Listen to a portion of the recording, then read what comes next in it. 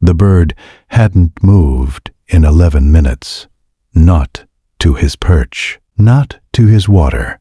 He stood on the back of the couch with both feet locked around the cushion edge, beak angled forward, both eyes fixed on Mara. Mara was 2 years and 4 months old. She wore denim overalls and a yellow shirt with a rainbow on the chest. She stood in the middle of the living room and looked up at the bird the way children look at things they don't yet understand, still waiting for someone older to explain it. Her mother, Dana, watched from the kitchen doorway. Dana was a licensed speech-language pathologist, 11 years working with children between 18 months and 5 years. She knew the difference between a child who was curious and a child who was afraid. Mara wasn't curious. The bird's name was Cosmo, an African gray, 14 years old, and in all 14 of those years he had been the most predictable animal in the house. He talked when Dana was in the kitchen. He slept when the lights went down. He had never once locked onto a person with that posture. Dana told herself it was the household tension. African grays were sensitive, intelligent. They noticed things. She and Marcus had been arguing more since Mara started walking. The exhaustion, the friction, the ordinary disruption of a home rearranging itself around a toddler. Cosmo was picking up on it. She went back to making dinner. The next morning, Cosmo was on the floor, not on his perch, not on the back of the couch. He was standing on the hardwood 3 feet from where Mara sat with her board books, pacing. 4 steps left, 4 steps right, his head down, beak nearly level with the floor, moving in a tight arc around the edge of her play area. Territorial. Dana had worked with families who kept birds. She knew what territorial behavior looked like in a parrot that had held the center of a household and then watched a toddler take it. The pacing, the proximity, the fixed attention. She had seen birds bite children foe. She had seen birds bite children for less. She moved him to his cage in the hallway. He screamed for 40 minutes. She had never heard that sound from him before. Not once in 14 years. That evening she told Marcus they needed to look at rehoming Cosmo for Mara's safety. Marcus nodded. "You're right," he said. "We can't keep doing this with her in the house." The cage door clicked shut.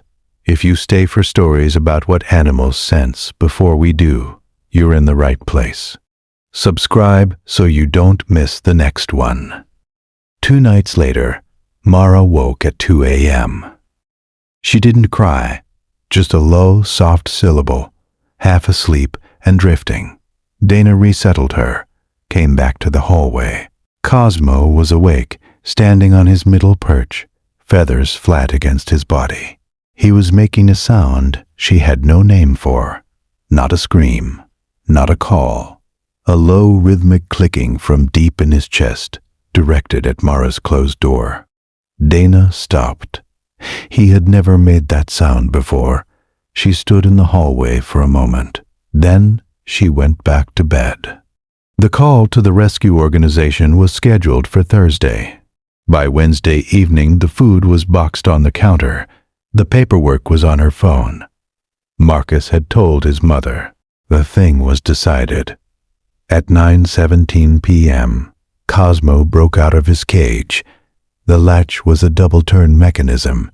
She heard the cage door hit the hallway wall. Then the clicking, faster, louder. Then silence. She found him on the floor of Mara's room. Mara was asleep. Cosmo stood on the rug beside the crib, head down, moving the same tight arc he had moved 2 days earlier in the living room. He did not look up when Dana entered. He did not move from the crib. She picked him up. He bit the web of her left hand. One deliberate pressure, not enough to break skin, enough to mean something, and went still in her arms, facing back toward the crib. She stood there, and then she smelled it. Not smoke, not gas, something flat and dry at the back of her throat.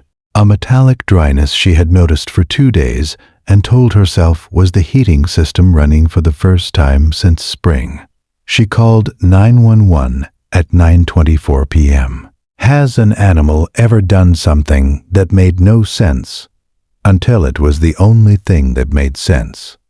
Tell us in the comments. These stories deserve to be heard. The living room read 94 parts per million. Mara's bedroom read 127. The threshold for serious neurological impairment in a child under 3 is 70 parts per million, sustained over 4 hours. The furnace had a cracked heat exchanger, a hairline fracture invisible without disassembly, present since at least early October. Captain Joel Herrera of the responding unit stood with Dana on the driveway, Mara in her arms, Marcus beside her.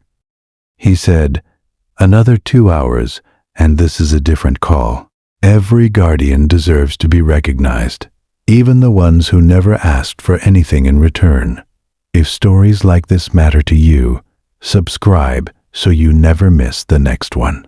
Dana sat on the front steps and went back through it, the pacing around Mara's play area. Not aggression. CO pools at floor level. A bird standing on the ground detects it before any adult breathing 2 feet higher. The clicking at 2 a.m. outside a closed door. Not distress. An alarm with no one listening. The broken latch. Not a behavior problem.